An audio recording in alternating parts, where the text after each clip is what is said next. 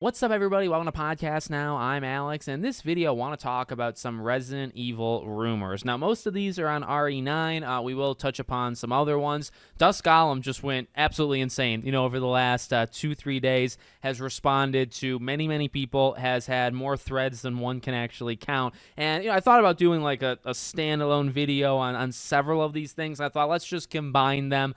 Some of the stuff, it doesn't mean as much to me as it might mean to other people. Check around, see what this guy has been saying, but I wanted to go over 4 things. I've tried to combine different rumors that he has said out loud into these 4 categories, okay? So number 1, let's start with non-RE9 stuff. Let's talk about the state of the other Resident Evil thing. So again, I mean, he's talked a lot about a lot of things, right? He talked about previous cliffhangers that kind of got, lost in translation or just, really just dropped, right? They meant something at some point, and then ultimately they kind of just had to be let go. Maybe the movie situation was even similar to that. But one thing he talked about, really 3 things. So he talked about RE5. Somebody asked him about that. Actually, I think being kind of worried that 5 would be the next remake versus like other more deserving ones.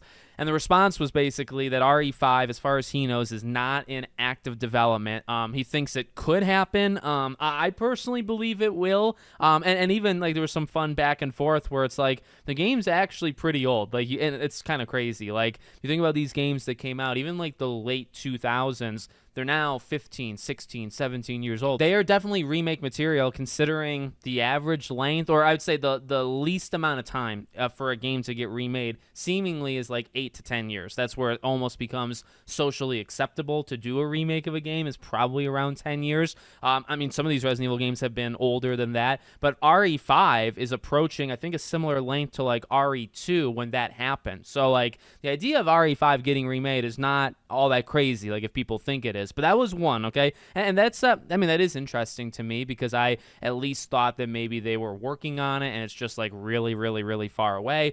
Turns out, or at least what he sounds like he's saying, is that, it's not in development right now. So then he went on to talk about Code Veronica and Zero. Now, we've heard about this before.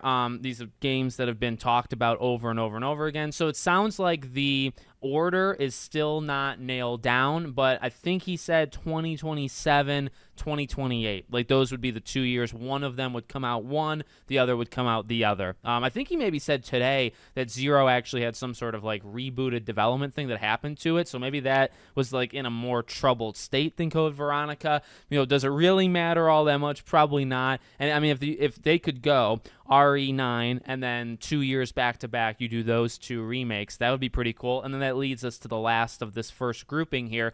He talks about the next main installment for Resident Evil being like a 2029, 2030 thing, that there would be. And remember, he said before, like, this is the last numbered one, so it doesn't sound like they're going to do literally an RE10, but that whatever the next big RE game is would be 4 or 5 years away. So that's kind of interesting. So you kind of have the map. You have next year, big one, the ending maybe. That's something he's talked a lot about, over the last couple of days. You have a couple of remakes, and then you go back to a big one. That seems to be the order. Okay, now let's talk about Leon as number 2. Now, I kind of want to leave the gameplay element aside because he talked a lot about gameplay, and that's actually going to be my next point. But Leon, okay, so he talks about, and this is some of the stuff we've heard before, some of the stuff is kind of like intertwined in. So this is the last game where he plays a major role. I believe that was his, like, quote.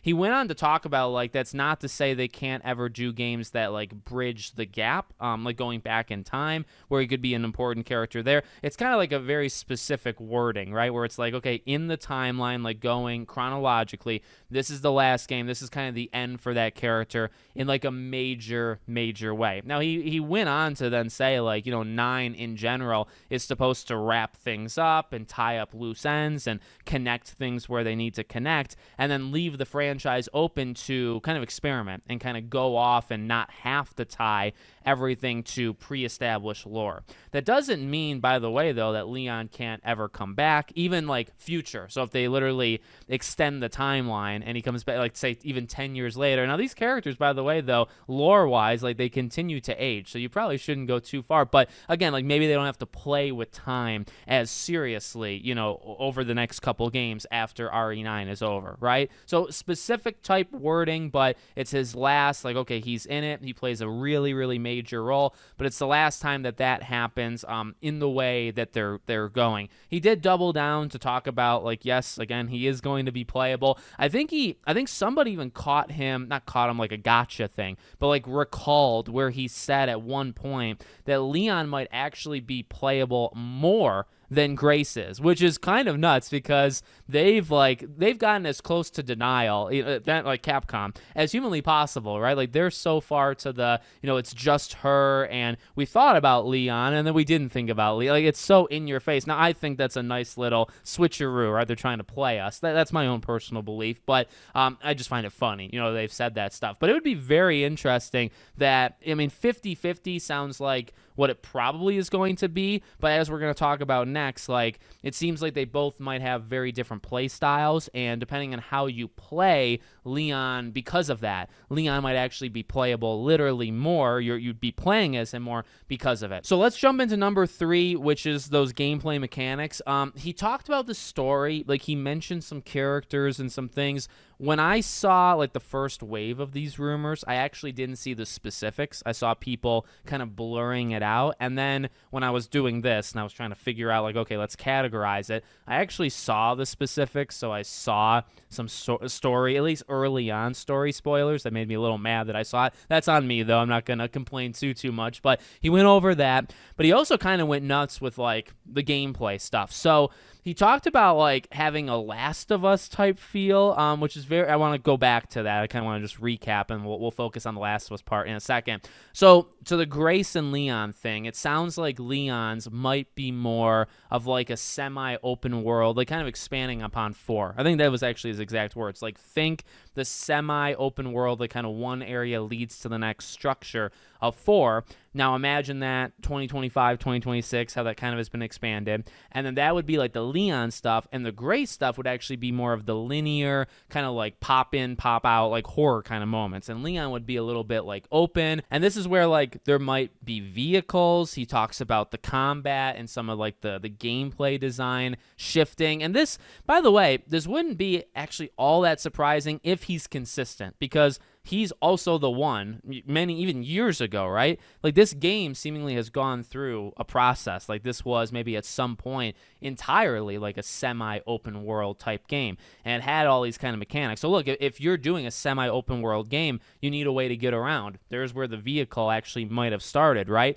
If you're kind of enhancing this Resident Evil 4 type Leon side of things, could you? And okay, now we get into like the Last of Us thing. So he talks about how it might be similar to a Last of Us 2 type thing, but he doesn't go into specifics, which leads you to start to wonder, is that like stealth? Is that like the combat? Last of Us Part 2 is pretty, I know it's got the controversy with everything else, but the gameplay itself, super good. Actually, probably better than you remember it being. And it's got so many like intricacies of enemies calling out to each other. And the AI in The Last of Us is just genius. Last of Us Part 2. Again, like how Ellie and Abby react and being able to prone and being able to lie on your back and the way you take swings, and it just like, what are we talking about? Are we talking about more of the reliance on stealth? Are we talking about how Leon will move and react to things? Like, you could say Last was Part 2, but that actually, even gameplay of Last was Part 2, that could actually mean more things than you might think it is. So I don't really know what he's getting at there, but he does kind of talk it up, and I would get pretty excited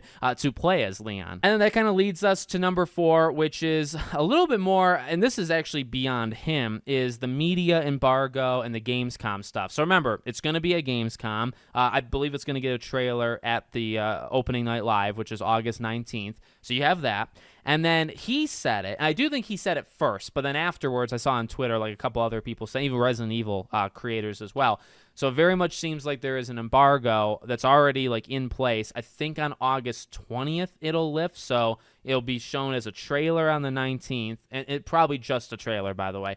And then the 20th, you're going to get something, like the media and press and creators, whatever. They were either able to play it already, maybe able to play it remotely, or they're going to be able to play it there on the 19th, or maybe even a day before, and then they could talk about what they... So there's probably going to be a nice mix mix of like brand new trailer that's going to be, immediately accessible to us, and then people actually get to play whatever a new section. He did actually say that he would take like the under on like them showing Leon being playable, which is interesting because like this is another really good opportunity, again, mixed with a new trailer, mixed with gameplay and people's opinions on the game, again, because they just did this back in June, right? So they're doing it a second time 2 months later, but then to hide that from us, interesting play. Again, I mean, look, I still believe it. I believe Leon's playable, and the way that they have handled it, I think has actually been quite fun. We haven't gotten, at least in my mind, to the frustrating part of it yet, so I wouldn't put it past them, and I also wouldn't put it past them to just announce on like a random day.